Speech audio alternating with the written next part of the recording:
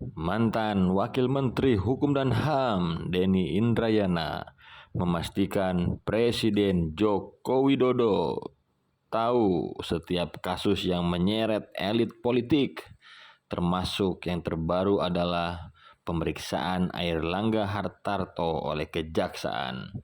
Menurutnya, bohong besar jika Presiden Joko Widodo tidak tahu menahu dan tidak ikut campur soal kasus hukum.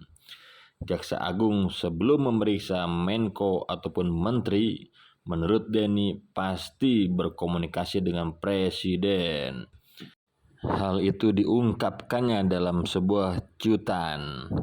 Menurutnya, tidak hanya kejaksaan, hal sama dipastikannya juga terjadi pada kasus yang ditangani kepolisian dan Komisi Pemberantasan Korupsi. Menurutnya, semua berada di bawah kendali politik Presiden Jokowi. Maka menurut Indra, fakta politiknya, kasus hukum berlanjut atau tidak ibaratnya cukup tergantung pada anggukan kepala atau bahkan hanya kedipan mata Presiden.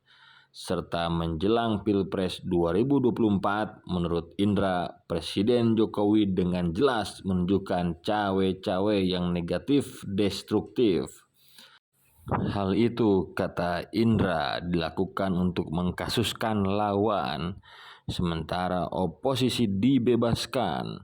Kalaupun ada kawan koalisi yang dianggap tidak sejalan dengan strategi Pilpres 2024, maka dapat dipastikan muncullah kasus hukum.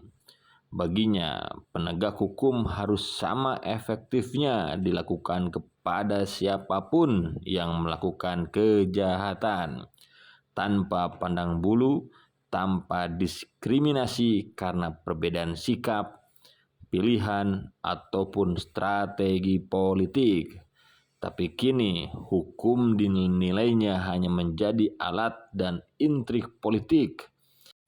Karenanya harus tegas ditolak bahwasanya dalam politik ada strategi alias intrik untuk menang. Itu disebutnya pragmatisme politik. Kemenangan politik dan pemilu harus tetap diraih dengan kehormatan, kebenaran, dan keadilan.